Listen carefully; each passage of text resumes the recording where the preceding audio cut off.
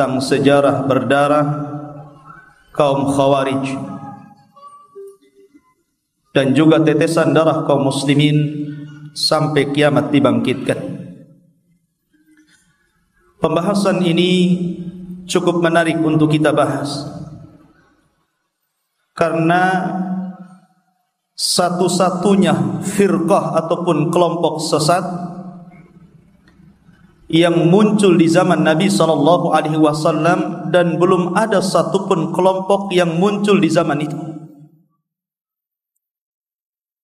Makanya Nabi SAW sampai banyak riwayat yang sampai kepada kita, kurang lebih 15 atau mungkin 18 hadis lebih yang mengkisahkan tentang Khawarij ini. Bahkan Nabi SAW sangat detail bagaimana mensifati watak dan sifat mereka supaya mudah dikenali. Bahkan saking bahayanya kelompok ini, Nabi SAW tidak pernah memaafkan mereka. Anda bisa bayangkan, orang-orang Quraisy, orang-orang musyrik Quraisy, kurang apa mereka melakukan penekanan terhadap dakwah Nabi SAW, sampai banyak para sahabat yang dibunuh dan Rasul menyaksikannya. Contoh saja keluarga Ammar bin Yasir. Tapi ketika Nabi SAW Allah berikan kekuatan sehingga kemudian mampu mendirikan daulah Islamiyah di Madinah, kemudian berhasil menaklukkan kota Mekah atau dalam sejarah disebut Fathu Mekah. Ketika Nabi SAW mengumpulkan orang-orang musyrik Mekah, apa kata Rasul? Kata Nabi SAW, idhabu fa antumut tulaqah. Pergi kalian, kalian sudah kubebaskan semuanya. Tetapi ketika Nabi SAW bicara soal Khawarij, Nabi SAW tidak mengatakan idhabu fa antumut tulaqah, pergi kalian, aku sudah maafkan kalian. Tapi Nabi SAW justru mengatakan, la in adraktuhum la aqtulannahum qatla adin. Kalau ku jumpai mereka, satu pun dari mereka, ku perangi mereka, ku bantai mereka seperti dahulu kaum Ad dibantai dan diserang oleh azab Allah Subhanahu wa taala. Anda bisa bayangkan kenapa Nabi SAW marah kepada mereka? Padahal sifat-sifat Khawarij nanti saya akan jelaskan. Bagaimana mereka ahli ibadah, ahli salat, ahli puasa, ahli baca Quran. Bahkan itu terlihat daripada wajah mereka. Bibir mereka pecah karena puasa. Mata mereka cekung karena rajin qiyamul lail. Dan mereka memiliki suara seperti suara tawon yang terus membaca Al-Quran dan tidak berhenti. Akan tetapi Nabi SAW tetap mengatakan, tuba liman qatalu wa qutilu, kata Rasul. Beruntung orang-orang yang memerangi mereka dan yang dibunuh mereka. Betapa bahayanya kelompok ini. Dan Nabi SAW mengatakan, kullama zahara qarnun quti' hatta akhiruhum yatba'ud dajjal. Setiap muncul generasi Khawarij ini, kalau bisa habisi mereka. Setiap muncul generasi ini habisi mereka, kata Rasul. Sehingga sampai yang terakhir dari kelompok ini, mereka akan menjadi para pengikut Dajjal. Ma'asyiral muslimin yang dimuliakan Allah Subhanahu wa taala. Dari sini kita tahu betapa bahayanya kelompok ini. Ma'asyiral muslimin yang dimuliakan Allah Subhanahu wa taala. Kelompok ini cikal bakalnya sudah ada di zaman Rasul. Di zaman Nabi SAW yang disebutkan banyak riwayat, salah satunya dari sahabat Abu Sa'id Al-Khudri radhiyallahu an, di mana Abu Sa'id Al-Khudri menceritakan, jadi ketika Nabi SAW selesai memenangkan perang Hunain, perang yang sangat besar, Nabi pulang membawa harta ghanimah yang cukup besar. Ketika itu Nabi SAW mengumpulkan harta itu, kemudian dipegang oleh Bilal bin Rabah radhiyallahu anhu. Tiba-tiba Nabi SAW kemudian memperhatikan orang-orang yang mu'allafatu qulubuhum, yang hatinya masih lemah, artinya baru masuk Islam. Nabi SAW melebihkan bagian itu kepada mereka. Tiba-tiba datang seorang laki-laki, bahkan dalam riwayat ini namanya Khurqus ibn Zuhair As-Sa'di At-Tamimi. Khurqus ibn Zuhair As-Sa'di At-Tamimi, atau dikenal dengan Dzul Khuwaisirah. Antum jangan salah paham. Dzul Khuwaisirah itu ada dua. Ada Dzul Khuwaisirah Al-Yamani, yang hadisnya ma'ruf, ada seorang Arab kencing di masjid. Kemudian Nabi SAW memarahi para sahabat yang ketika itu membentak orang Arab yang sedang kencing di masjid itu. Kata Rasul, da'uhu, tinggalkan dia. Kemudian setelah itu Nabi SAW memanggil Arab, orang Badui ini, dan mengatakan, masjid ini tempat salat, tempat baca Quran, tempat zikir, gitu kan. Artinya bukan tempat kencing gitu. Maka karena lembutnya Nabi berdakwah kepada Arab ini, maka dia mengatakan apa? Allahumma arhamni wa Muhammadan wa la tarham minhum ahada. Ya Allah, rahmati aku dan Muhammad saja, dan jangan pernah rahmati itu orang-orang itu. Dia sudah memelototi aku, katanya. Lah seorang Arab ini namanya siapa? Dzul Khuwaisirah juga. Ya. Tapi bukan Dzul Khuwaisirah ini. Yang dimaksud Dzul Khuwaisirah di sini adalah Khurqus ibn Zuhair As-Sa'di At-Tamimi. Kepalanya botak. Kemudian datang kepada Nabi SAW tanpa salam, langsung mengatakan, ya Muhammad, i'dil. Wahai Muhammad, berlaku adillah engkau. Kenapa kau lebihkan mereka, orang-orang yang baru masuk Islam? Kami loh sudah lama. Dari sini ikhwatu fiddin, bahwa nanti kita tahu di antara sifat-sifat Khawarij, satu, at-ta'nu fi adyanin nas, mencela agama orang. Nabi SAW dicelanya, seolah-olah Nabi SAW tidak adil dan tidak amanah. Maka mereka suka mencela agama orang, seolah-olah dia sendiri yang punya sorga, yang lain salah, yang lain kafir. Yang kedua, talabud dunya. Mereka itu mencari dunia, bukan mencari akhirat. Karena di sini konteksnya apa? Rebutan harta ghanimah kan? Maka ciri yang kedua, talabud dunya. Niat mereka itu urusan dunia saja. Makanya ketika Hasan Al-Basri rahimahullahu ta'ala ditanya tentang perihal Khawarij, kata orang ini, ya Imam, bagaimana kau bisa mengatakan bahwa orang-orang Khawarij itu mereka keluar li talabid dunya, untuk mencari dunia? Padahal aku melihat dengan kedua mataku bagaimana mereka salatnya, zakatnya, puasanya. Mereka keluar dengan harta jiwa dan keluarganya, sampai kemudian mereka berperang di jalan Allah dan syahid. Bagaimana engkau katakan mereka talabud dunya, mencari dunia?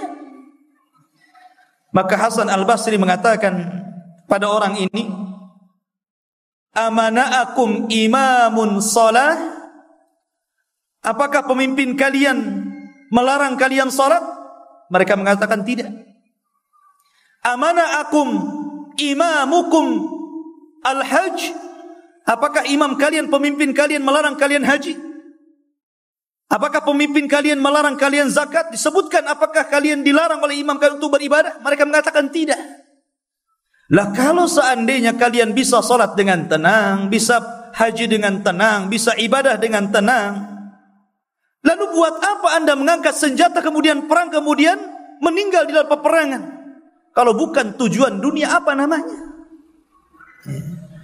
Ma'asyiral muslimin, maka Dzul Khuwaisirah ini datang kepada Rasul meminta bagian harta rampasan perang li ajli dunia, karena dunia.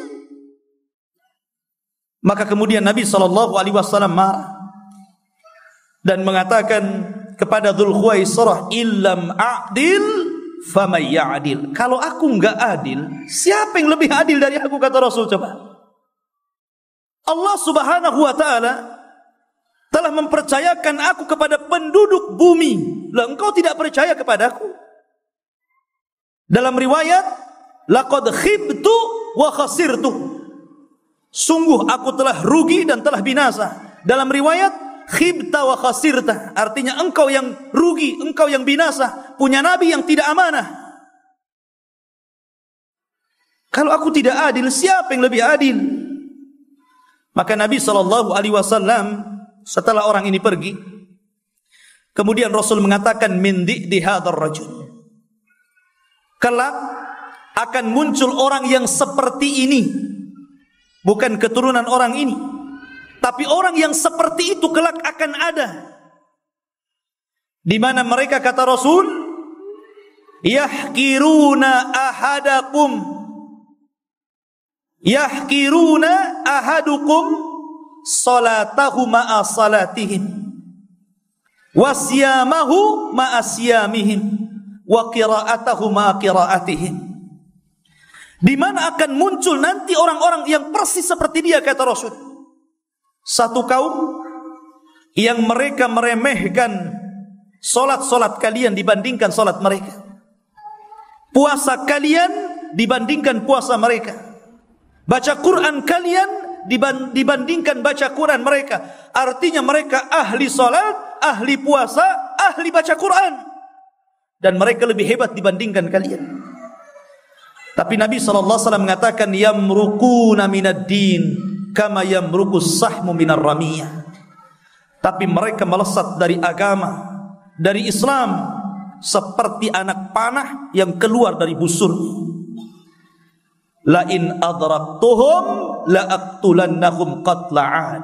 Kalau aku dapati mereka, kutumpas mereka sebagaimana dahulu bangsa 'Ad ditumpas, kata Rasul.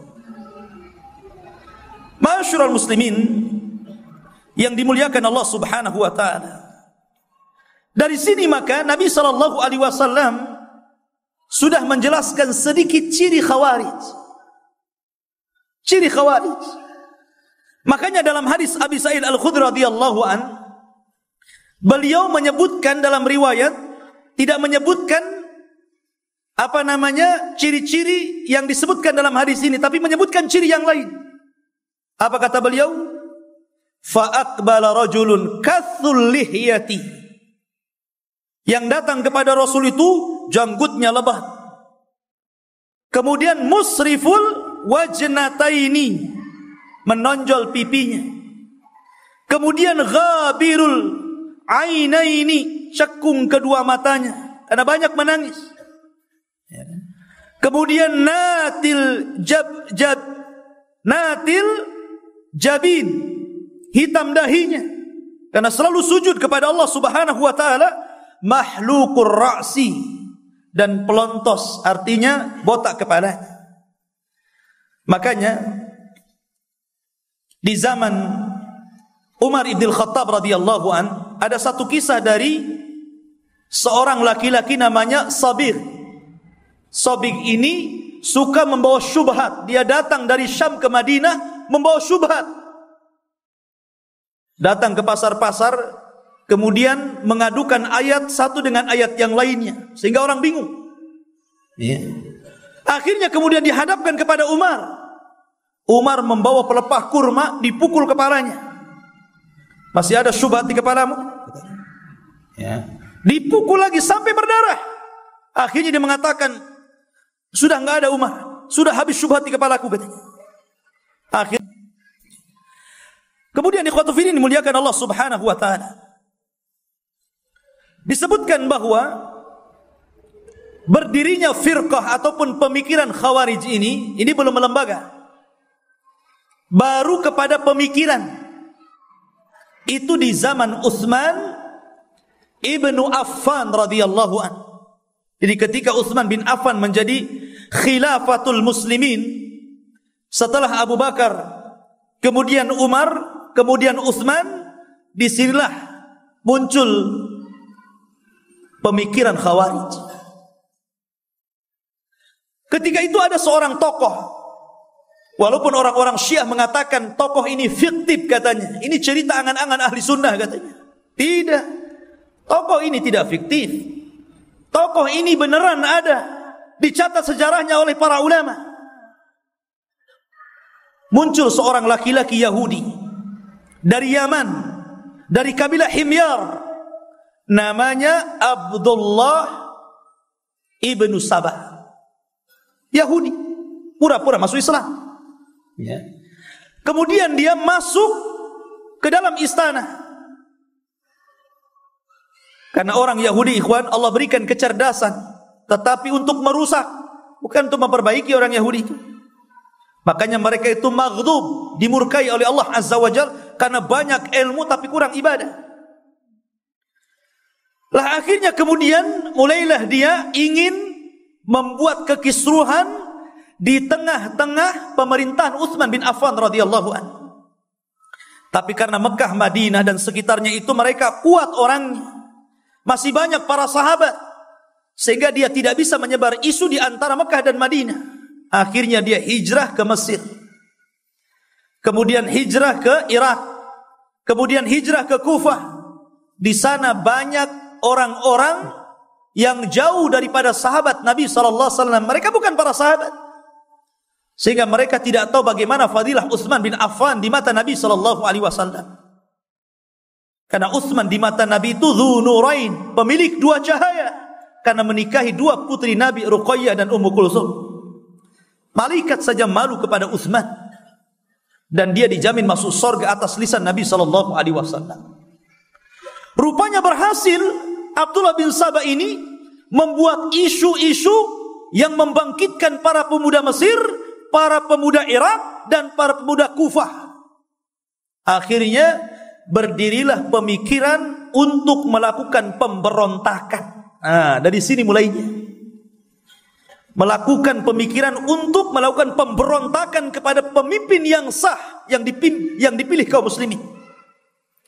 Mereka sepakat mereka akan berangkat ke Madinah, karena ketika itu ibu kotanya Madinah, untuk melakukan pemberontakan kepada Utsman bin Affan. Dan mereka sepakati di musim haji. Kenapa musim haji? Karena para tentara yang ada di Madinah, terutama para sahabat kibar di Madinah, mereka sedang haji, sehingga kosong tentara di Madinah kan. Itu pandainya mereka. Dan di zaman itu Mekah dan Madinah cukup jauh, ikhwan. Lain di zaman sekarang, kalau ada kekacauan di Madinah tinggal terbang saja ke Madinah dari Mekah kan. Jaraknya jauh, perlu waktu, perlu berhari-hari itu. Nabi SAW hijrah saja berhari-hari dari Mekah ke Madinah. Ya. Maka mereka datang ke Madinah di musim haji. Harusnya mereka haji, tapi mereka justru datang ke Madinah hanya untuk mengkritik Utsman bin Affan radhiyallahu anhu. Kemudian mereka mendatangi Utsman. Utsman mendapatkan kabar bahwa ada gerakan anak-anak muda dari beberapa kota hendak mendemo dirinya. Maka dia mengutus seorang sahabat untuk mengecek keberadaan mereka. Rupanya betul pimpinan mereka rupanya menggantungkan Al-Quran di dadanya. Quran jadi simbolnya. Jadi yang memerintahkan mereka untuk melakukan pemberontakan dan berakhir nantinya pembunuhan Utsman itu Quran yang memerintahkan, kata mereka. Mereka gantungkan tuh. Quran itu digantungkan di lehernya. Kemudian Utsman pun mendengar bahwa sebagian mereka pergi ke rumah Ali radhiyallahu an dan hendak membaiat. Mereka menyebar isu bahwa Ali radhiyallahu an memilih baiat untuk dirinya. Artinya kalau kita lepas baiat dari Utsman, maka Ali pasti akan menerimanya. Tuh lihat. Selalu mereka melakukan, ini sifatnya. Mereka sengaja mencalonkan satu untuk menumbangkan yang lain. Supaya nanti kalau ini tumbang, ini pun ditumbangkan juga. Jadi mereka membuat isu seolah-olah mereka apa? Pro Ali di sini dan tidak pro Utsman. Maka kemudian Utsman memanggil Ali dan mengatakan, "Ya Ali, saya dengar mereka datang kepadamu untuk berbaiat." Kata Ali, "Wallahi, saya tidak mengatakan seperti itu." Kemudian Ali radhiyallahu an datang ke mereka, mengumpulkan para pemuda ini dan berceramah dan mengatakan, "Kenapa kalian keluar dari daerah-daerah kalian dan hendak memberontak kepada Utsman?" Kemudian mereka mengatakan ada 5 alasan, 5 syubhat di kepala mereka. Kenapa mereka tidak setuju dengan pemerintah Utsman? Kemudian Ali mengatakan, "Apa itu? Sebutkan." 1, kata mereka, Utsman telah menyelisih sunnah Nabi SAW. Kapan Utsman menyelisih sunnah? Ketika dia haji, harusnya Utsman itu dikosor solatnya di Mekah karena dia orang Madinah. Tapi ketika berada di Mina, dia sempurnakan solatnya dan tidak mengkosor solatnya. Ini menyelisih sunnah. 2, Utsman telah membakar mushaf. Alasannya Utsman telah membakar mushaf, membakar Al-Quran. Karena kita tahu bahwa pengumpulan Al-Quran itu terjadi di zaman siapa? Abu Bakar. Atas perintah Umar. Umar merayu Abu Bakar untuk membukukan Al-Quran. Karena apa? Karena ketika Abu Bakar berperang melawan Musailamah Al-Kadzab di perang Yamamah, banyak ahli Quran terbunuh di situ. Maka Umar tidak mau Quran ini kemudian hilang di dada-dada kaum muslimin karena banyak terbunuh orang-orang yang pakar-pakar Quran. Akhirnya Abu Bakar dirayu oleh Umar untuk mengumpulkan Quran. Pada awalnya tidak mau karena tidak pernah dilakukan di zaman Rasul. Tapi kemudian akhirnya Abu Bakar dilapangkan dadanya, dikumpulkan nas Al-Quran itu. Abu Bakar meninggal dunia, hasil pengumpulannya disimpan Umar. Umar meninggal dunia, disimpan oleh putrinya Hafsah. Kemudian di zaman Utsman, ketika Islam menyebar ke sana kemari, banyak khilaf tentang qiraah. Karena masing-masing para sahabat, walaupun mereka bukan para penulis wahyu, ada saja yang menulis wahyu. Kemudian diletakkan beberapa lembar di rumah-rumah para sahabat begitu. Sehingga terkadang terjadi qiraah. Contoh, pamannya Allah mengatakan, "Idza ja'akum fasikum binaba'in fatabayyanu." Apabila datang orang fasik membawa berita, tabayyun, tasabbut, artinya koresek dulu, lihat dulu kabarnya betul atau salah. Allah mengatakan fatabayyanu. Tapi ada yang membawa qiraah dengan mengatakan bukan fatabayyanu, tapi fatasabbatu, sama maknanya tapi lafadznya beda.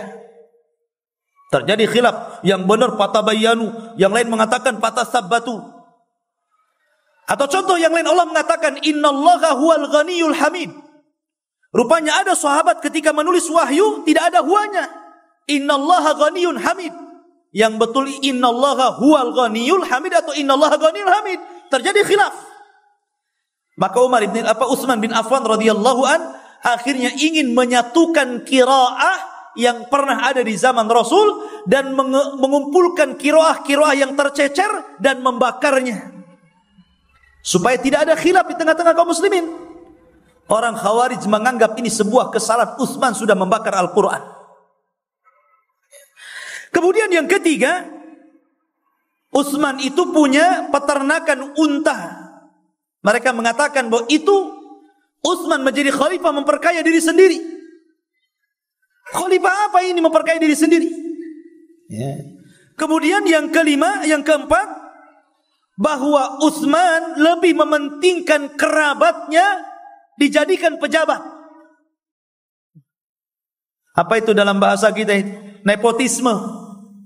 Banyak kerabat-kerabatnya saja yang dijadikan pemimpin-pemimpin daerah.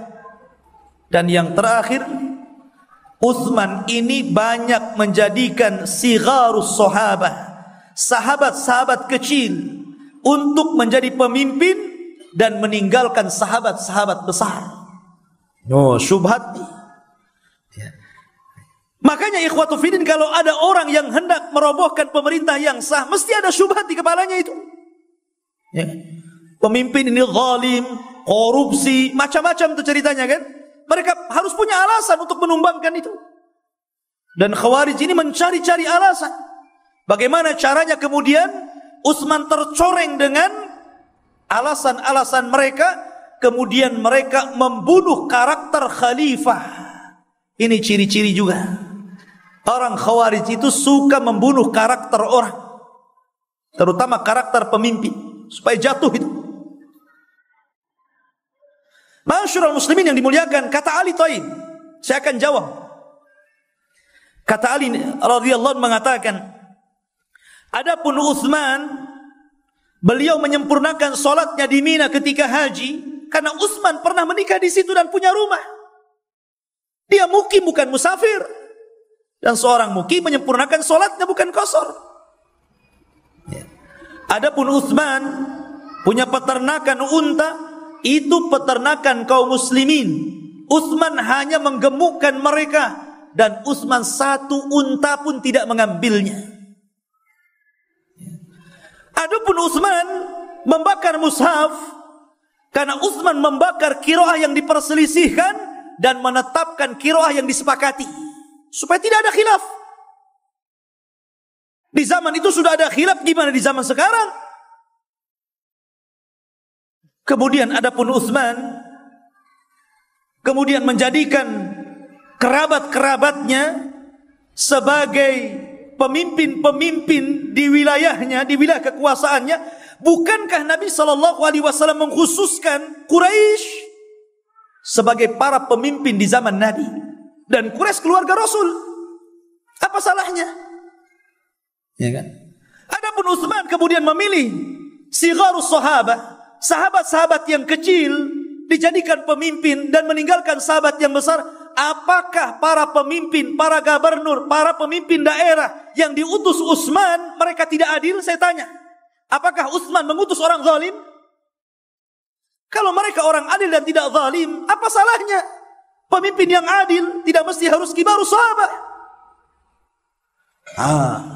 Dari sini mereka paham kehabisan alasan lagi. Bingung mereka, cari syubhat lagi akhirnya. Kemudian mereka mengatakan Utsman bin Affan radhiyallahu an pernah mencopot orang yang pernah dipilih Rasul untuk menjadi pemimpin daerah. Kenapa Utsman mencopotnya? Itu kan Rasul yang menyuruh di situ. Maka Ali radhiyallahu mengatakan, ya Utsman memang pernah mencopot dia dan menggantikan dengan orang lain, tapi Utsman mengembalikan ke tempat itu orang itu. Bingung, nggak ada alasan lagi. Apalagi alasan kalian? Ya.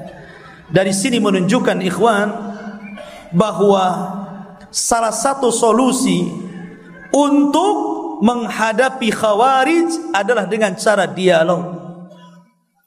Dengan cara dialog, berdebat, kan begitu. Oke, mereka kemudian tidak ada lagi syubhat di kepalanya. Akhirnya Utsman meminta Ali mengumpulkan mereka semuanya. Dikumpulkan mereka semua. Utsman ini sudah tua, usianya sudah 80 lebih, sudah kakek-kakek pun. Dia naik ke atas mimbar. Kemudian dia berkhutbah, khutbah yang luar biasa. Dan tidak ada khutbah lagi setelah ini. Itu khutbah terakhirnya Utsman. Utsman mengatakan, afikum Aliyun. Qalu na'am. Afikum Talha bin Ubaidillah. Qalu na'am.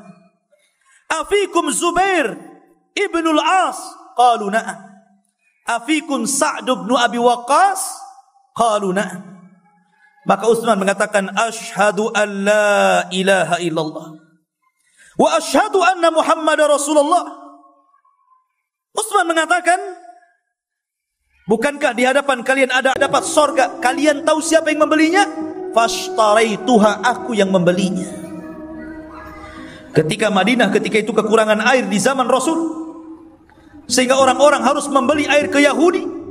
Setiap hari makin mahal harganya, sehingga banyak para sahabat yang tidak sanggup membeli air. Maka Rasul tegak dan mengatakan, man ishtara bi'ra rumah falahul jannah. Siapa yang membeli sumur ini untuk diinfakkan kaum muslimin, dia sorga. Datang Utsman, bawa harta, aku yang membelinya. Kemudian Utsman mengatakan, Nabi SAW bersabda, man jahaja jaisyal usrah falahul jannah.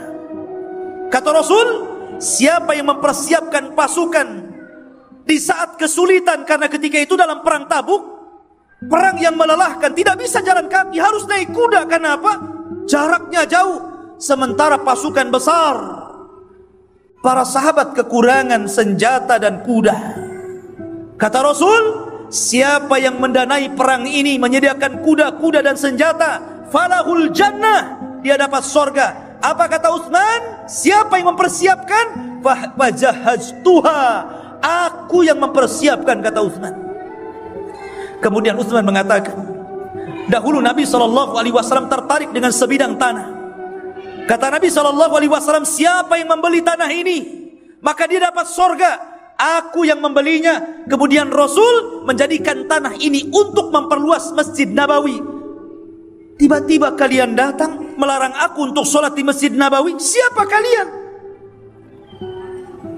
Utsman bukan riya menyebutkan kata-kata itu, hanya mengingatkan bahwa orang-orang ini sedang berhadapan dengan siapa. Mereka tidak tahu siapa Utsman. Setelah kemudian mereka mengakui fadilah Utsman, akhirnya mereka pergi mereka. Rupanya ma'asyiral muslimin yang dimuliakan Allah Subhanahu wa taala, setelah mereka pergi, tiba-tiba orang-orang munafik yang tergabung dengan orang-orang Khawarij ini menulis surat kaleng. Yang isi surat itu, ikhwatu fillah yang dimuliakan Allah Subhanahu wa taala, adalah kalau seandainya anak-anak muda Mesir ini sampai di Mesir, bunuh mereka, jangan sisakan mereka, karena mereka telah memberontak kepada pemerintah. Kemudian ada surat yang lain ditujukan kepada gubernur yang ada di Syam, Muawiyah bin Abi Sufyan. Dalam isi surat itu, wahai Muawiyah, persiapkan pasukan kalian, kirim mereka ke Madinah, karena Khawarij yang disabdakan telah muncul. Surat itu tidak ditulis Utsman satu kalimat pun. Itu buatan-buatan mereka. Mereka sengaja membuat surat-surat kaleng yang dituduhkan kepada Utsman supaya mereka tidak pulang kembali ke daerahnya. Akhirnya mereka melihat surat itu, Masya Allah, ini kalau kami pulang kami dibantai. Kalau kami dibantai, lebih baik kita bantai balik. Akhirnya mereka bergerak bertakbir, Allahu Akbar, Allahu Akbar, sehingga Madinah bergema dengan takbirnya orang-orang Khawarij ini. Tidak ada tentara lagi haji, ikhwan. Akhirnya mereka mulai menakut-nakuti penduduk Madinah dan mengatakan, man dakhala dar falahu amin. Siapa yang masuk rumah dia aman, siapa yang keluar darahnya akan diteteskan. Ketakutan penduduk Madinah, ikhwan. Akhirnya kemudian mereka mulai mengepung Darul Khilafah, rumah Utsman bin Affan radhiyallahu, dikepung. Ketika itu, ikhwatu fiddin, fi syahril haram, di bulan yang sangat disucikan, Dzulhijjah, ketika Utsman bin Affan sedang berpuasa, sedang membaca Al-Quran, tiba-tiba kemudian mereka datang menghadap Utsman bin Affan radhiyallahu an. Kemudian mengatakan, pimpinan mereka itu mengatakan, ya Utsman, dia mengatakan, fa innallaha, jadi mushafnya mereka itu masih digantung di sini. Mereka mengatakan, fa innallaha amara bihadza an nadriba bihadza kullun man la yu'min bihadza. Lihat bahasa mereka. Allah telah memerintahkan dengan ini, maksudnya Al-Quran, untuk membunuh kamu setiap orang yang tidak beriman dengan ini. Lihat, mereka mengatasnamakan Quran untuk membunuh Utsman. Makanya sifat Khawarij, mereka akan membunuh kaum muslimin, mereka akan menggunakan ayat Al-Quran. Mereka tidak membunuh begitu saja, tidak ada dalil yang menopang untuk membunuh kaum muslimin. Jadi pembunuhan mereka itu seolah-olah perintah Al-Quran dan mengisyaratkan kepada Quran yang dikalungkan di dadanya. Allah telah memerintahkan dengan Al-Quran untuk membunuhmu, bahkan setiap orang yang tidak beriman dengan ini. Mulailah mereka berteriak-teriak. Ketika itu di rumah Utsman bin Affan tidak ada orang kecuali dia dan istrinya. Maka Ali radhiyallahu mendengar bahwa rumah Utsman kemudian dikepung orang, maka sebagian kecil para sahabat datang seperti Abu Hurairah radhiyallahu an, kemudian juga Abdullah bin Umar, kemudian juga beberapa para sahabat kumpul di situ. Tapi Utsman bin Affan radhiyallahu an bermimpi semalam bahwa memang hari itu sudah ada isyarat bahwa dia akan syahid. Sebagaimana sabda Nabi SAW ketika Nabi SAW berjalan di Bukit Uhud bersama Abu Bakar, Umar dan Utsman. Kemudian Bukit Uhud bergetar dan mengatakan, "Ya Uhud," kata Rasulullah, "diam kamu, karena di atasmu ada Siddiq wa syahidaini." Ada Siddiq maksudnya Abu Bakar dan dua orang yang akan mati syahid. Maksudnya siapa? Umar dan juga Utsman. Umar dibunuh syahid di tangan siapa? Al-Majusi hadil ummah Abu Lu'lu', orang yang tidak pernah sujud satu kali pun kepada Allah, budaknya Mughirah bin Syu'bah. Ketika sholat subuh, ketika jadi imam lagi, ditusuk dari belakang. Subhanallah. Maka ketika kemudian Utsman bermimpi malamnya, dia meminta agar Abu Bakar keluar, jangan ada di rumahnya. Abu Bakar itu orangnya lembut, maka dilemparnya pedang, kemudian dia menangis, kemudian dia keluar. Ketika itu ikhwatu fiddin, tidak ada orang di rumah itu kecuali Utsman istrinya. Tiba-tiba pasukan Khawarij ini datang membakar pintu rumah Utsman, mendobrak pintu rumah Utsman, kemudian masuk, tapi kemudian kembali karena ketika itu Utsman sedang sholat. Mereka tunggu sampai Utsman selesai sholat. Ketika itu Utsman membaca Al-Quran. Selesai sholat, maka Utsman membaca Al-Quran. Rupanya tiba-tiba ikhwatu fiddin dimuliakan Allah subhanahu wa ta'ala, mereka mengambil besi yang sangat kokoh sekali, menghantam pundak Utsman sampai terlontar Al-Quran, kemudian jatuh. Kemudian muncul ashqahum, orang yang paling buruk di antara mereka. Ada yang mengatakan Sudan, ada yang mengatakan Kinanah bin Bishr, membawa pedang, kemudian dipenggal leher Utsman, hampir patah. Bahkan ada yang menusuk sampai 9 kali, kemudian mengatakan sittatun ma fi qalbi wa thalathatun lillah. Dia mengatakan yang 7 tusukan ini untuk diriku dan 3 untuk Allah, katanya. Lihat,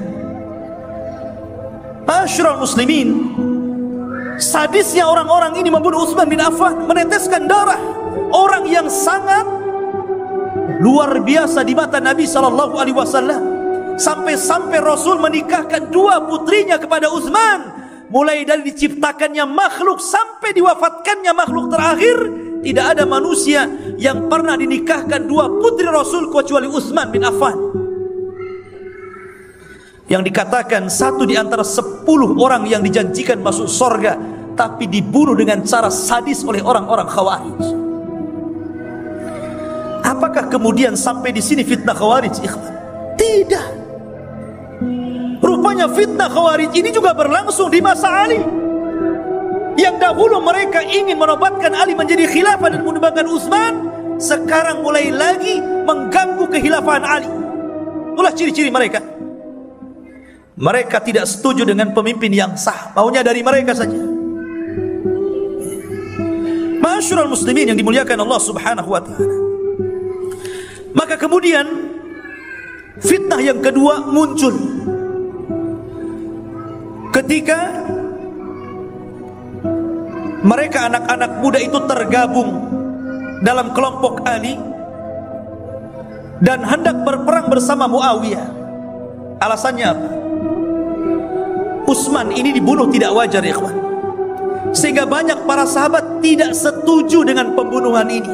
Di antaranya Talha, kemudian Talha bin Zubair, kemudian juga Aisyah radhiyallahu anha, Muawiyah bin Abi Sufyan, dan banyak sahabat tidak setuju dengan pembunuhan ini, sehingga mereka meminta kepada Ali radhiyallahu anhu untuk segera ditangkap dan diadili setiap yang terlibat dalam pembunuhan Utsman. Tapi rupanya Ali kurang setuju dengan pendapat ini. Alasannya para pembunuh Utsman ini cukup kuat, di belakang mereka kabilah-kabilah besar. Sehingga Ali radhiyallahu anhu melihat bahwa ketika itu tentara yang paling kuat, tentara kaum muslimin ada di Syam. Dan Syam negeri yang kaya dibandingkan negeri yang lain di zaman itu. Maka Ali menghendaki agar Muawiyah berbaiat dulu supaya apa? Supaya kelak tentara yang sangat kuat yang ada di Syam itu bergabung dengan tentara Madinah, sehingga mudah melumpuhkan orang-orang yang terlibat dalam pembunuhan Utsman ini. Tapi tidak ada yang mau. Mereka menganggap seperti Aisyah, kemudian Talha bin Zubair, kemudian Muawiyah menghendaki sesegera mungkin dikisos. Akhirnya terjadi salah paham, masing-masing beristihad. Dari situlah kemudian Ali radhiyallahu an akhirnya memindahkan ibu kota Madinah menjadi Kufah. Berangkat dia ke Kufah, diganti ibu kota yang tadinya di Madinah itu jadi di Kufah. Banyak alasan yang disebutkan para ulama. Ada yang mengatakan karena menghindari fitnah setelah terbunuhnya Utsman. Ada yang mengatakan supaya dekat dengan orang-orang yang mau tidak taat kepada dia, orang-orang Syam yang tidak mau taat kepada dia, supaya dekat dengan mereka, supaya bisa membujuk mereka. Makanya Ali pindah ke Kufah dan dijadikan Kufah sebagai ibu kota. Dan itulah pergeseran pertama pemindahan ibu kota setelah sebelumnya di Madinah di masa Abu Bakar dan Umar, dan di masa Utsman baru dipindah di masa Ali. Lah kemudian di masa ini terjadi perang yang disebut perang Siffin. Ali mengirim pasukan besar melawan tentara Muawiyah. Tentara Muawiyah ini kuat, ikhwan, karena kekuatan ada di Syam ketika itu. Sehingga kemudian kalau ini tetap terjadi maka akan banyak korban. Maka Ali radhiyallahu anhu mengutus salah seorang sahabat namanya Amr bin al-As, dan Muawiyah mengutus Abu Musa al-Ash'ari supaya keduanya berdamai. Bagaimana caranya? Yang penting berdamai, jangan perang lagi. Maka berdiskusilah dua sahabat ini, akhirnya melahirkan bulir-bulir kesepakatan untuk gencatan senjata perdamaian, tidak ada perang lagi. Sudah terjadi damai, pulang Ali ke Kufah. Rupanya 6.000 pasukan Ali, di antara pasukan-pasukan dari 6.000 ini dahulunya adalah orang-orang yang terlibat dalam pembunuhan Utsman. Ada di situ. Mereka keluar. Mereka menyempil ke satu daerah namanya Harura. Dari sinilah cikal bakal Khawarij, dari desa namanya Harura Kufah ini. Akhirnya mereka menyusun kekuatan. Ali membiarkan mereka, Ali tidak memerangi mereka, karena mereka hanya orang-orang yang ada syubhat di kepalanya. Ali coba melakukan pendekatan dengan cara dialog. Maka dari situ Ali mengutus siapa? Abdullah bin Abbas, anak muda yang cerdas, untuk mendialog orang-orang yang Khawarij yang keluar dari pasukan Ali ini. Berangkat Abdullah bin Abbas, kemudian berdialog dengan orang-orang Khawarij. Datanglah Ibnu Abbas, la salam, tidak ada salam. Langsung mengatakan, ya ibna ammi Rasulillah marhaban, wahai anak paman Rasul, selamat datang. Nggak ada salam, karena bagi mereka di luar kelompoknya itu kafir. Langsung, ada apa wahai Ibnu Abbas datang kemari? Ya. Dan Ibnu Abbas ketika itu pakai pakaian yang nggak ada salam, karena bagi mereka di luar kelompoknya itu kafir. Langsung, ada apa wahai Ibnu Abbas datang kemari? Ya.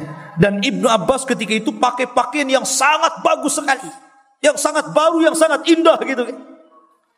Dan itu menjadi nyinyir orang-orang Khawarij. Apa ini katanya?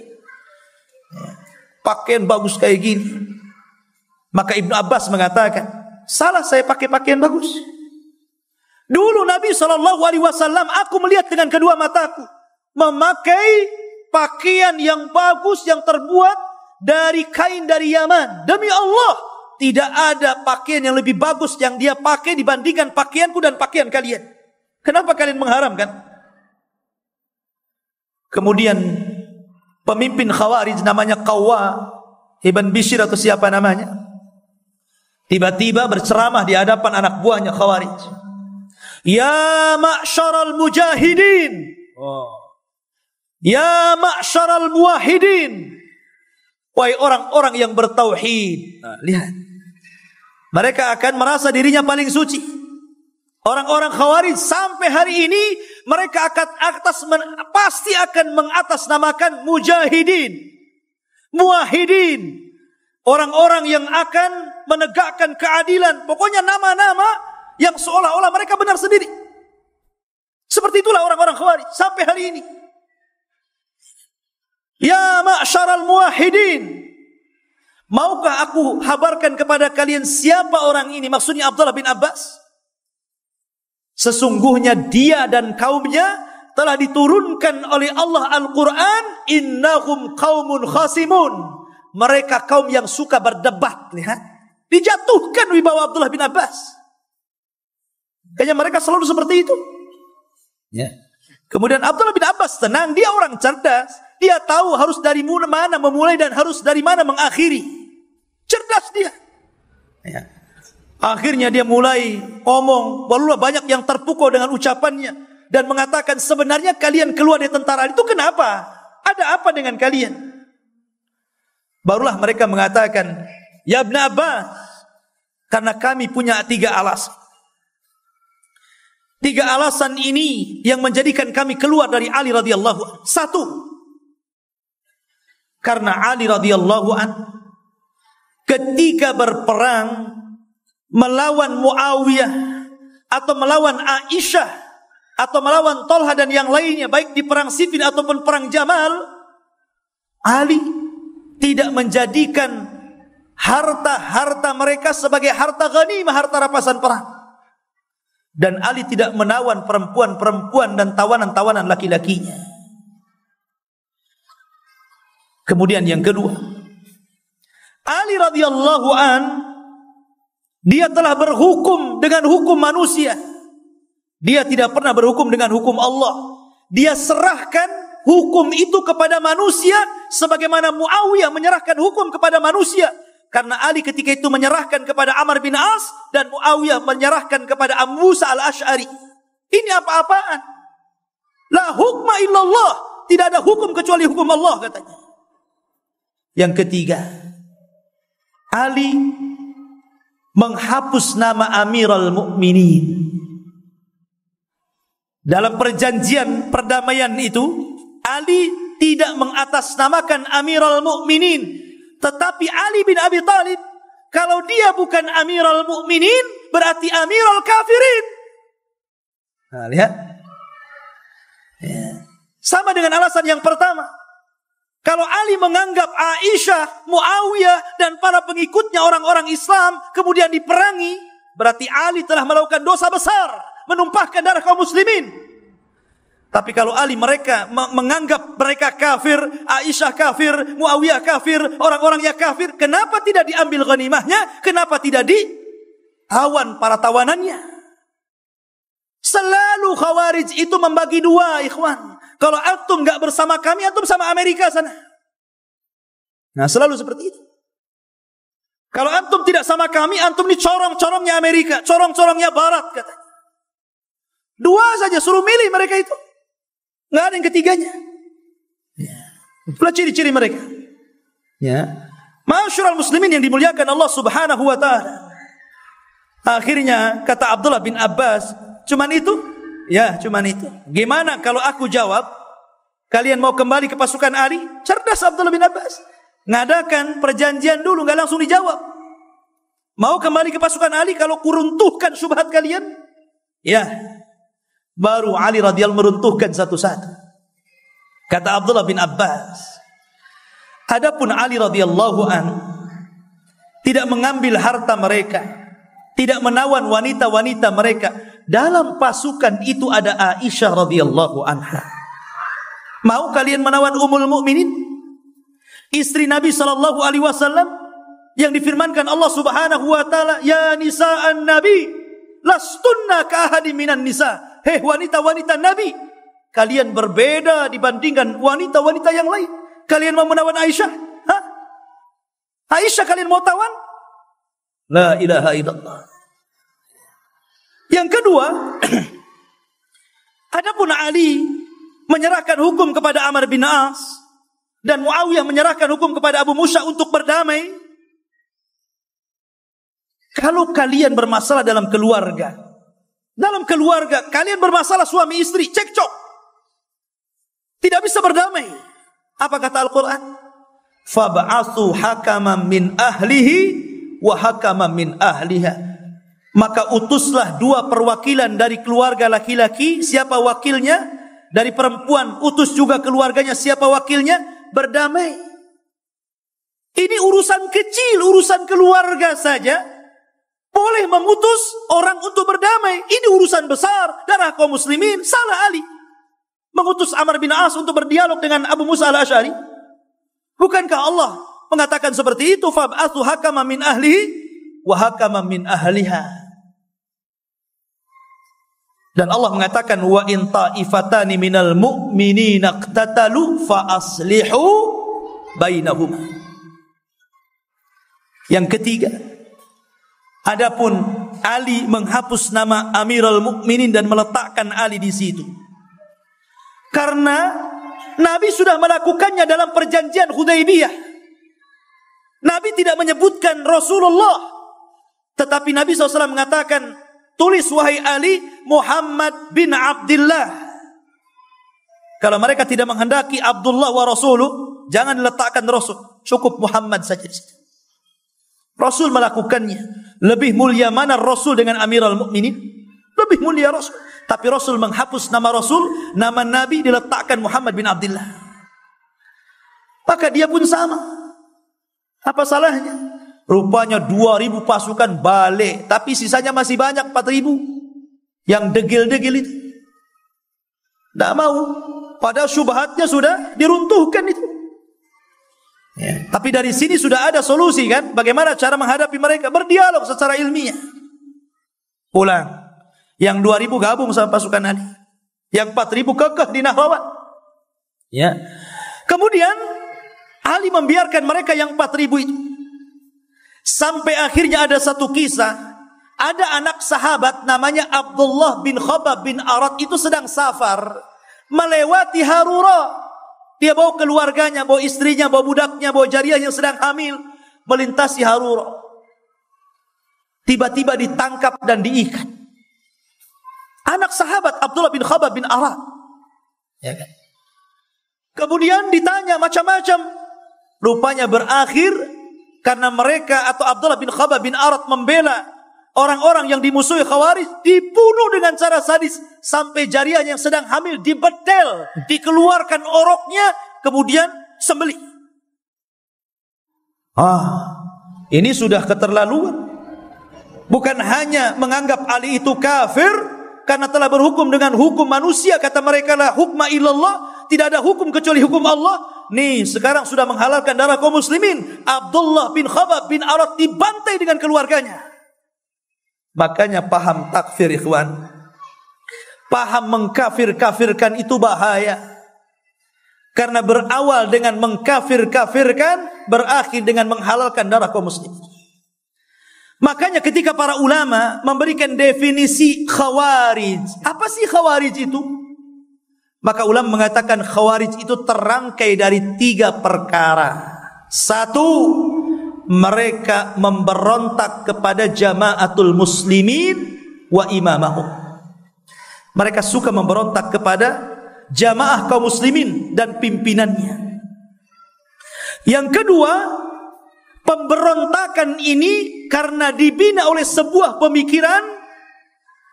Pemikiran itu disebut takfir, suka mengkafir-kafirkan di luar kelompoknya. Dari dasar mengkafir-kafirkan ini, kemudian muncul paham yang ketiga, berakhir dengan menghalalkan darah kaum muslimin. Inilah Khawarij. Memberontak kepada pemerintah, mengkafir-kafirkan kaum muslimin dan pemerintah, berakhir melakukan peledakan dan pembunuhan dan menghalalkan tetesan darah kaum muslimin. Asyiral muslimin yang dimuliakan Allah Subhanahu wa taala. Kemudian setelah itu Ali radhiyallahu an mendengar bahwa mereka sudah menghalalkan darah muslimin, marah dia. Bawa pasukan besar. Akhirnya mereka datang ke Nahrawan. Disitulah terjadi perang hebat antara Khawarij dan pasukan Ali. Tapi pasukan Ali itu kuat, ikhwan. Bukan pasukan yang mudah ditumbangkan, pasukan kuat. Sehingga Ali radhiyallahu an kemudian menghabisi mereka sampai ke akar-akarnya. Dibantai mereka. Sampai akhirnya kemudian ada seorang sahabat mengatakan, "Ya Amirul Mukminin, mereka 40 tahun salat, zakat, puasa, haji, baca Quran, kau bantai mereka wahai Amirul Mukminin?" Maka Ali radhiyallahu anhu menjawab, karena Nabi SAW bersabda, "Kullama dhahara qarnun quti'." Setiap muncul kelompok ini, kata Rasul, basmi mereka hatta akhiruhum yatba'u dajjal, sampai orang yang terakhir mereka akan mengikuti dajjal, kata Ali. Ya. Rasul yang memerintahkan untuk menumpas mereka. Salah apa aku? Ya. Ditumpas oleh Ali. Tetapi ikhwan, apakah cukup di Nahrawan? Tidak. Karena Khawarij itu berserakan di zaman Ali bukan gara-gara Nahrawan saja, tidak. Pemberontakan itu terus berlanjut di saat kekuasaan Ali, tidak berhenti. Di sana keluar seorang yang bernama Ashraf ibn Auf membawa 200 pasukan. Kemudian Ali mengutus Abras ibn Hassan dan membantai mereka. Kemudian setelah itu keluar lagi Khawarij dipimpin oleh Ash'ash ibn Bishr. Kemudian Ali mengutus Jariyah ibn Qudamah, dibantai lagi habis. Kemudian muncul lagi rupanya Abu Maryam As-Sa'di, Majnun, Khawarij yang gila ini. Dia hanya membawa 400 pasukan, tapi menantang Ali di tengah-tengah ibu kota. Bayangkan, pasukannya kecil, tapi dia berani ke ibu kota, nantang Ali di tengah-tengah ibu kota, di tengah-tengah kekuatan kaum muslimin, nantang dia. Gimana enggak gila Abu Maryam ini? Ya, bayangkan, nantang sama Ali. Itulah ciri-ciri Khawarij itu enggak banyak, selalunya enggak banyak, tapi ngacau. Di zaman Ali itu enggak banyak, keluar 200, 300, 400 gitu kan. Enggak banyak mereka itu. Tapi mereka berani, itu masalahnya.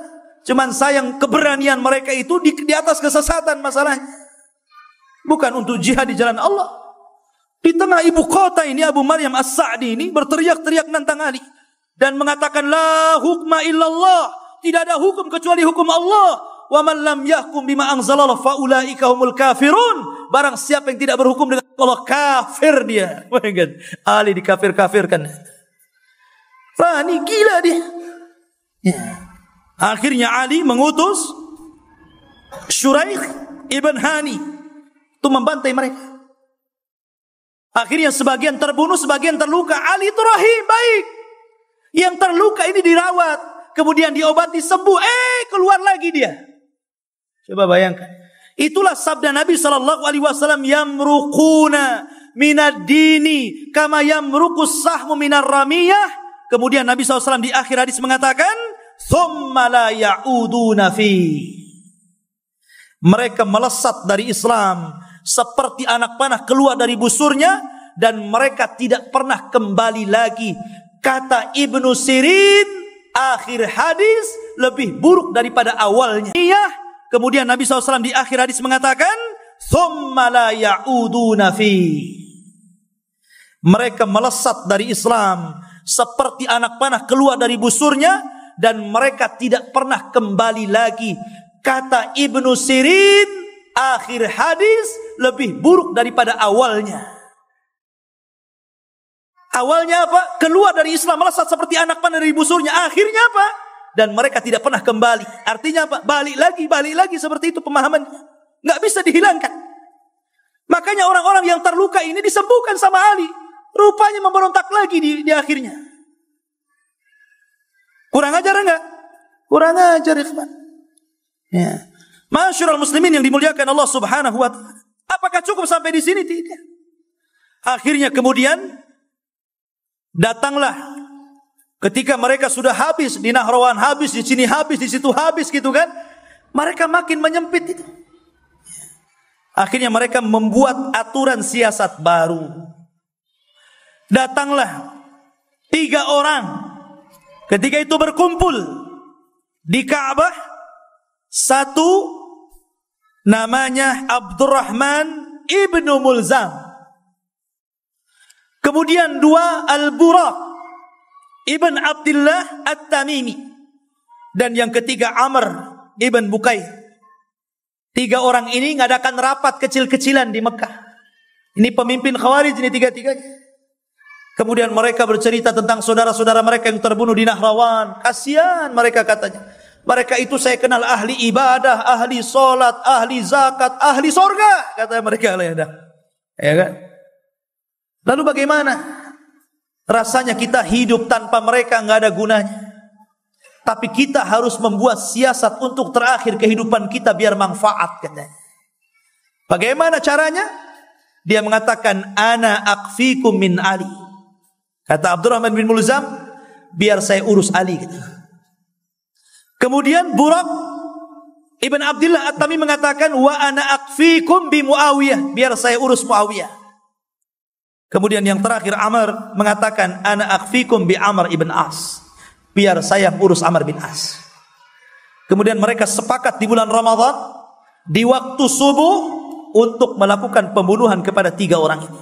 Ali radhiyallahu an, Muawiyah bin Abi Sufyan dan Amr bin As.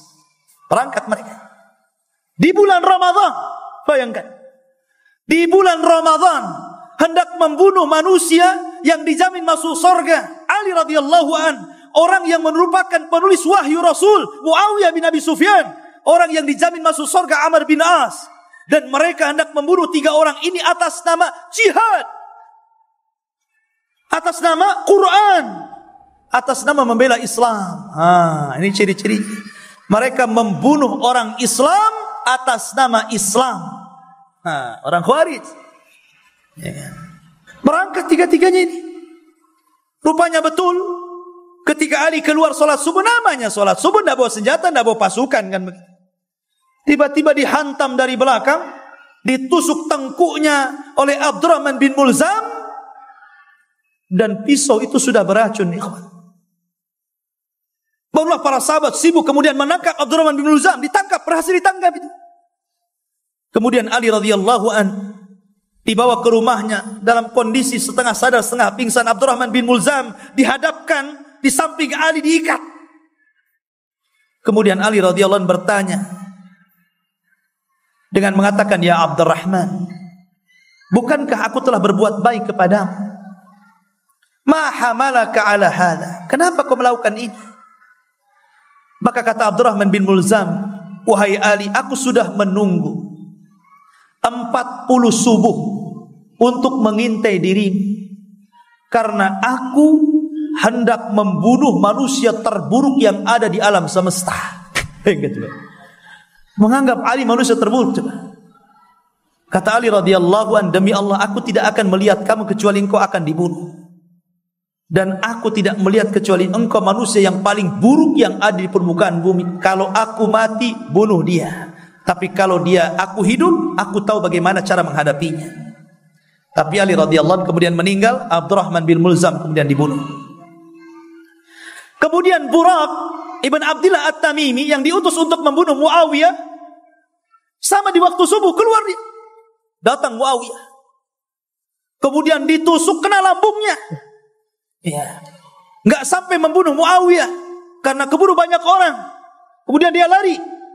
Kemudian Muawiyah sakit, dibawa kepada dokter Nasrani. kemudian dibuat dua pilihan. Minum obat, kemudian obat ini akan menjadikan dia mandul dan tidak punya anak lagi, ataukah dikai. Kai tahu? Kai itu besi yang panas, kemudian ditaruh di situ karena zaman itu kan tidak ada obat antibiotik. Ya. Nggak ada zaman itu betadin, nggak ada. Ya kan? Akhirnya supaya tidak memburuk, dicocos itu sama besi panas. Makanya Rasul melarang di antara 70.000 orang yang masuk surga tanpa adab, tanpa hisab dan adab, salah satunya tidak mengobati dengan cara kai. Tapi Muawiyah, dia tidak mau menggunakan itu karena teringat dengan sabda Rasul. Akhirnya dia makan obat, akhirnya dengan sebab itu dia mandul dan tidak punya anak kecuali satu, Yazid bin Muawiyah. Kemudian yang terakhir si Amr ini. Rupanya Amr bin As sakit perut. Kemudian mengutus wakilnya Kharijah untuk keluar. Disangkanya Amr dibunuh Kharijah. Selamat dia. Ya. Tapi yang siapa? Ali. Ali meninggal. Muawiyah terluka sehingga dia mandul. Amr bin As selamat. Masyarul muslimin, lihat bagaimana perlakuan mereka kan, meneteskan darah kaum muslimin. Makanya ciri-ciri orang Khawarij itu, mereka selalu memberontak kepada pemerintah atas nama syariat Islam. Sampai hari ini pemerintah kita, pemerintah togut, tidak menegakkan syariat Islam. Yang dimaksud syariat Islam menurut mereka itu cuma 3 lembar dalam kitab fikih. Potong tangan, rajam, cambuk, itu saja. Hudud. Antum kalau baca kitab fikih, kitab hudud, dalam kitab-kitab fikih mana madhab pun tidak lebih dari 3 lembar. Itu yang ditegakkan maksud mereka. Itulah syariat Islam katanya. Yang mau menegakkan daulah Islamiyah, khilafah Islamiyah, harus berhukum dengan hukum Allah. Maksudnya menegakkan yang 3 lembar dalam hukum fikih itu maksudnya. Ikhwan, syariat Islam itu mulai wudu sampai muamalah itu syariat Islam.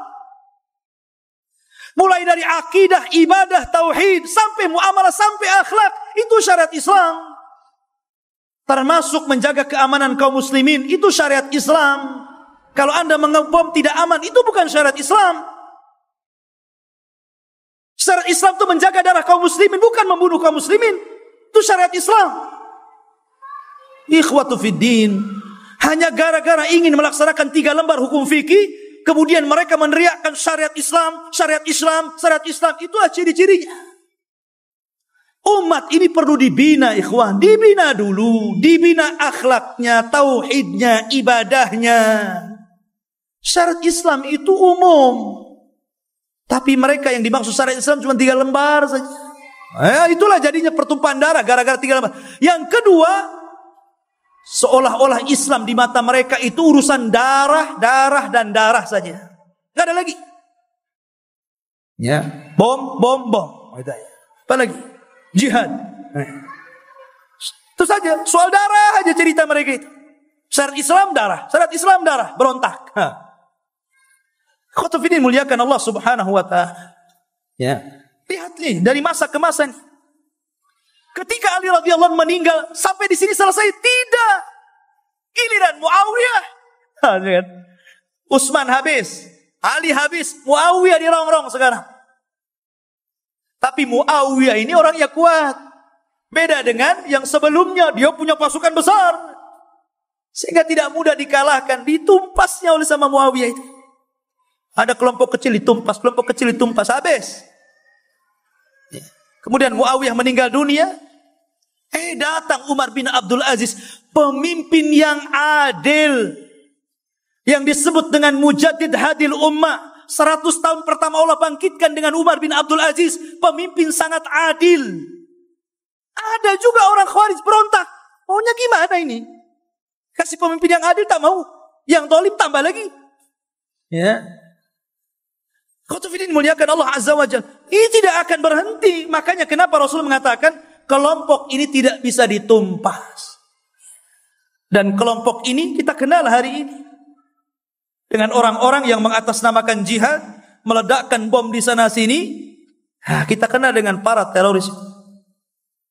Itulah mereka. Pemahamannya seputar hudud, syariat Islam, jihad, darah, bom. Nggak ada lagi. Mengkafir-kafirkan. Subhanallah. Oleh karena itulah bahaya. Kalau kita lihat sejarah itu sangat bahaya. Kenapa? Kalau kelompok ini tidak dibasmi, maka akan membahayakan kaum muslimin. Membahayakan keamanan kaum muslimin. Karena begini, ikhwan.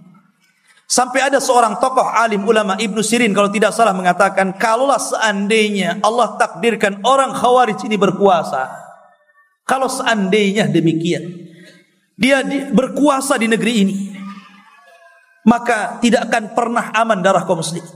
Tidak akan pernah aman. Anda tengok hari ini yang ada di Suriah. Bagaimana kaum muslimin dibantai atas nama Islam oleh organisasi yang kita kenal dengan ISIS. Yang dibunuh siapa? Kaum muslimin. Kemudian yang ditangkap, tangkap yang dianggap budak, kemudian mereka menggaulinya. Mereka anggap budak, katanya ini harta rampasan perang, ini budak, ini digauli, boleh digauli seperti layaknya suami istri. Mereka kaum muslimin yang mereka anggap kafir karena mereka di luar kelompoknya, ditangkap jadi budak katanya. Enak sekali. Makanya dari awal tujuan mereka itu litolabid dunia, karena urusan dunia, urusan syahwat dunia. Makanya ikhwatu fiddin, kita harus melindungi karena begini, sasaran mereka kata Rasul hudatsaul asnan. Biasanya anak-anak muda kayak antum ini yang merindukan bidadari sorga. Kayak antum ini. Akhirnya jadi pengantin. Antum kira masuk surga instan kan begitu? Masuk web Khawarij, keluar jadi teroris. Daftarlah kan gitu. Akhir terbayang-bayang kapan saya kawin dengan bidadari.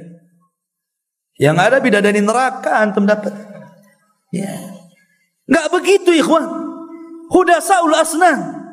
Makanya kita lihat para pelaku bom bunuh diri di negeri kita ini ataupun di negeri-negeri luar, itu rata-rata anak-anak muda, tidak ada orang tua. Rata-rata masih muda-muda belia. Ya mungkin tua-tua dikit di bawah 40 tahun lah. Muda-muda. Nggak ada ceritanya 90 tahun bom bunuh diri itu. Larinya aja udah kencang. Mau lari nggak bisa. Meledak duluan. La ilaha.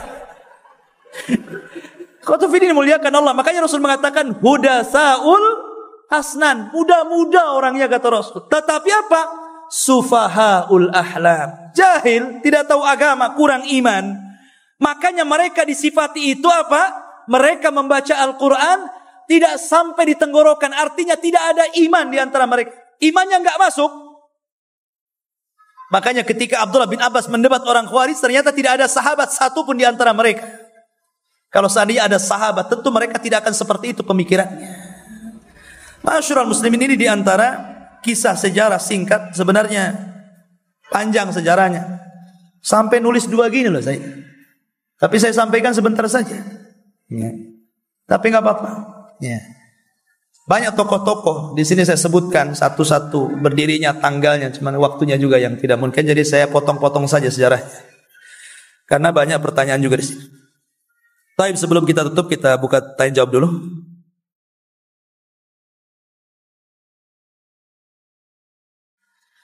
Bismillahirrahmanirrahim.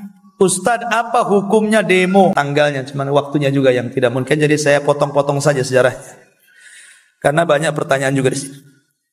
Tapi sebelum kita tutup, kita buka tanya jawab dulu.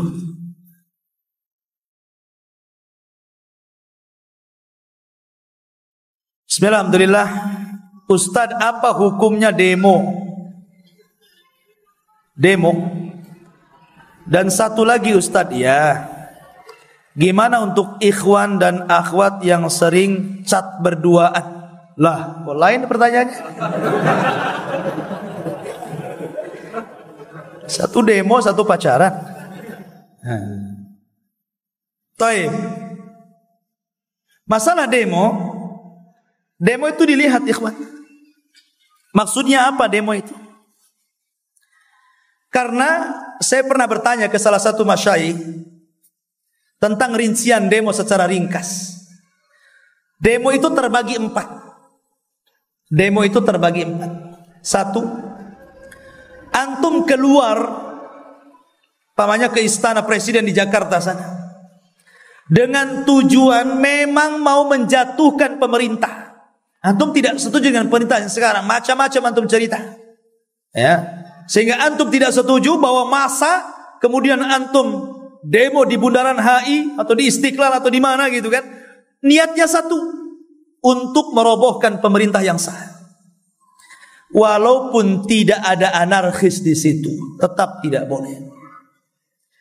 Nggak boleh, karena itu ciri-ciri Khawarij. Rasul mengatakan as-sam'u wa ta'ah wa in ta'ammara 'alaikum 'abdun habasyi. Wajib kalian dengar dan taat walaupun pemimpin kalian itu seorang budak Habasyah. Namanya budak itu nggak boleh jadi pemimpin. Kenapa Rasul mengibaratkan dengan budak? Maksudnya kalau budak ini banyak, kemudian melakukan pemberontakan dan kudeta, kemudian menang, akhirnya mereka yang jadi presiden, orang yang merdeka jadi rakyatnya, maka orang merdeka tetap harus taat sama budak itu. Itu maksudnya. Kita harus taat, tidak boleh memberontak. Karena kebanyakan orang yang memberontak kepada pemerintah berakhir dengan tetesan darah kaum muslimin. Tidak ada yang selamat. Antum tidak punya senjata, paling tinggi pisau dapur, mau melawan tank baja. Kira-kira menang siapa itu? Ke Jakarta bawa pisau. Nah, sana udah tank-tank semuanya. Sebentar aja mau ngabisin antum. Nggak boleh. Madaratnya lebih besar daripada manfaat. Walaupun pemerintah kafir, anggaplah pemerintah kafir. Kalau antum kemudian harus bunuh diri di situ, nggak ada kekuatan kok. Datang berani nantang-nantang, bunuh diri namanya. Apalagi itu pemerintah muslim. 1. Yang kedua, demo dalam rangka sama. Niatnya mau memberontak kepada pemerintah, mau menjatuhkan pemerintah. Kemudian ditambah-tambah melakukan anarkis. Orang yang demo 3 orang, macetnya 3 kilo. Bakar ban. Anarkis, kadang-kadang ngerusak sana, ngerusak sini kan. Nggak boleh. Ini sudah demonya salah karena ingin menumpangkan pemerintah, anarkis lagi, tak kuadrat dosanya antum. 2, 3. Antum demo hanya ingin menyampaikan nasihat. Nasihat. Datang para ulama, datang para talabatul ilmi untuk menasihati pemerintah. Nasihat yang baik supaya sadar pemerintah itu. Kalau nasihat nggak apa-apa, karena Rasul mengatakan afdalul jihad kalimatul haq inda sultanil jair. Seafdal jihad, afdalul jihad, seafdal jihad adalah nasihat kepada pemimpin yang zalim. Kenapa dikatakan afdal jihad? Karena kalau antum menasihati pemimpin itu beda kalau antum menasihati anak. Antum nasihati ustaz jangan begini-begini, ya syukran akhi. Coba antum nasihati presiden. Besok antum masuk sel. Ya. Jadi memang lain madaratnya. Makanya seafdal jihad nasihat itu. Kenapa? Nampak tuh madaratnya kan. Tapi kalau antum datang menasihati kemudian membuat anarkis, yang nasihatnya boleh, anarkisnya tak boleh. Ya. Nah, jadi itu rinciannya seperti itu. Ustadz, gimana demo di PT? Apa sama juga dengan lain? Oh di PT, kalau memang hak antum itu dizolimi, gitu kan? Mengambil hak nggak apa-apa, tapi jangan anarkis.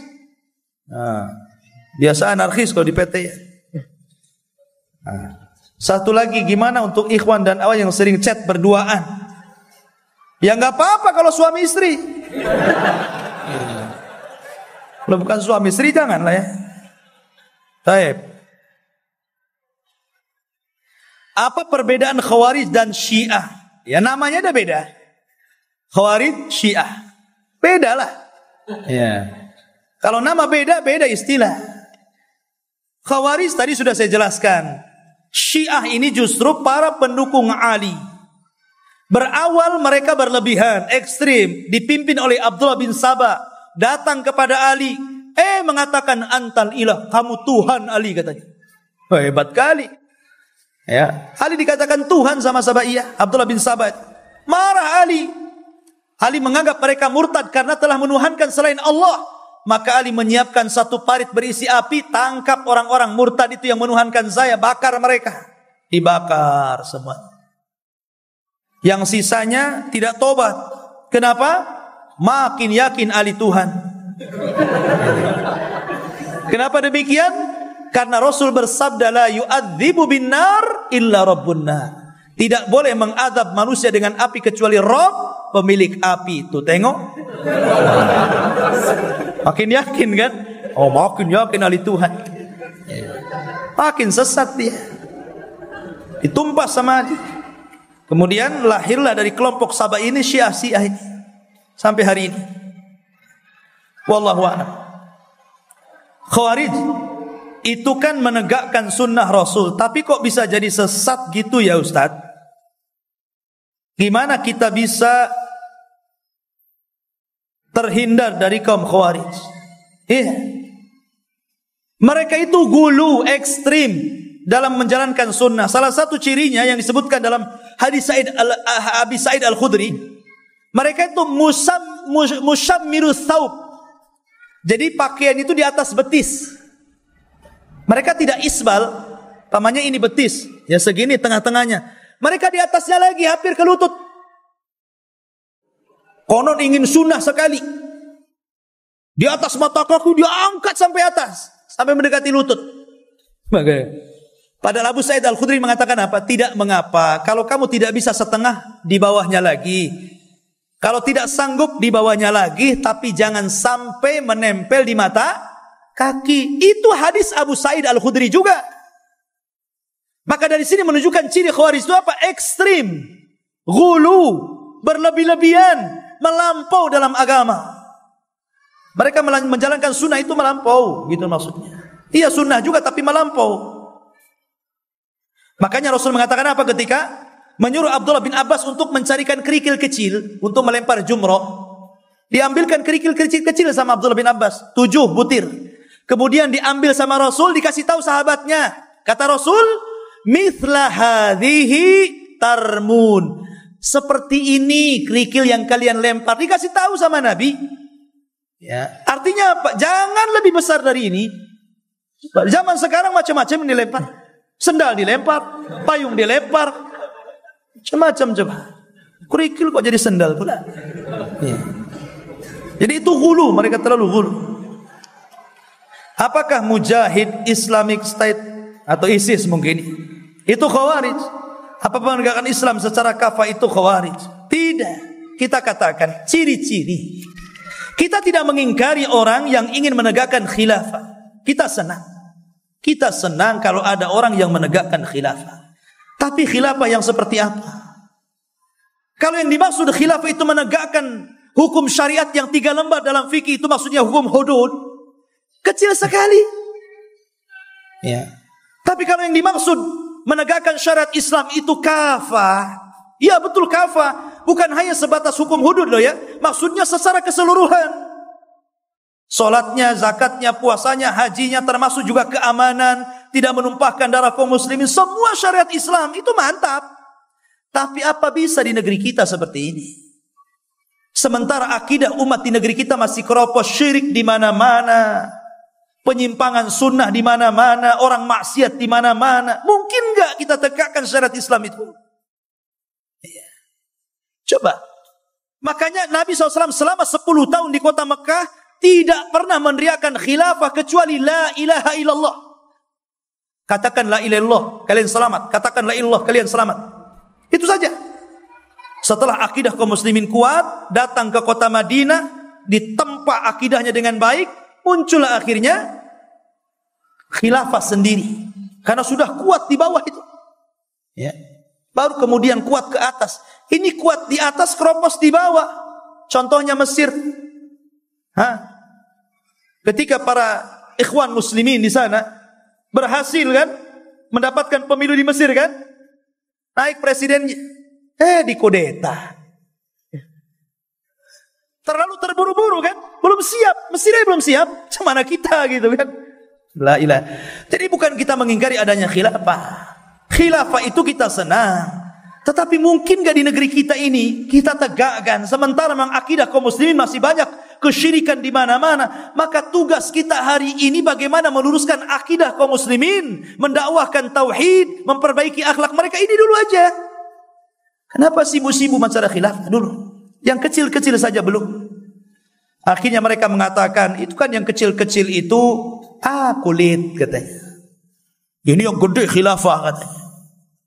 Sebab kalau sudah ini dari atas sudah ini, nanti ke bawahnya senang. Kata siapa? Nabi SAW ketika datang Abdullah bin Umi Maktum yang buta, datang ingin masuk Islam. Rasul masih berdakwah di pembesar Quraisy, tidak peduli kepada Abdullah bin Umi Maktum. Alasannya apa? Ini kalau pembesarnya kena, ke bawahnya kena katanya. Allah turunkan ayat abasa wa tawalla an ja'ahul a'ma. Allah tegur salah yang seperti itu. Ini yang jelas-jelas nih Abdullah bin Maktum mau masuk Islam. Kenapa kemudian ngurus yang gak jelas? Gitu. Yang jelas dulu, dakwah dulu tengah kaum muslimin, luruskan dulu akidah, luruskan dulu ibadah, ajak manusia kepada agama yang benar dulu. Baru sudah kuat, sudah ini, nanti dengan sendirinya itu akan tegak. Ya. Wallahu a'lam. Kemudian, apakah Khawarij itu kelompok atau suatu ideologi? Ideologi yang mengelompok. Dua-duanya. Karena terorisme itu kan sebuah organisasi yang melembaga. Itu bukan hanya Indonesia, ikhwan. Ini tingkat internasional. Jaringannya di mana-mana. Dan mereka cenderung seperti itu, menyendiri. Mereka hanya untuk mencari korban-korban anak-anak muda itu. Kemudian dicekoki ayat-ayat jihad, dicekoki bidadari, tertarik, kasih bom. Bahaya, ikhwan. Ya kan? Wallahu a'lam. Adapun masalah ISIS tadi kembali, para ulama sudah membicarakan masalah ini. Dan mereka sangat memperingatkan dari masalah ISIS ini, karena banyak juga akhirnya yang dulu bergabung dengan ISIS pada melepas diri dari ISIS. Dan mereka menganggap ini tidak benar. Banyak hukum-hukum yang kemudian mereka lakukan di luar daripada hukum Allah. Itu persaksian orang-orang yang keluar. Dan itu berserakan di YouTube, itu antum bisa lihat. Tanya Mbah Google. Ya. Taib ikhwan, ini saja. Taib. Saya kira ini dulu yang bisa sampaikan dan manfaatnya. Subhanakallah bihamdika asyhadu an la ilaha illa anta astaghfiruka wa atubu ilaik. Allah taala. Assalamualaikum warahmatullahi wabarakatuh.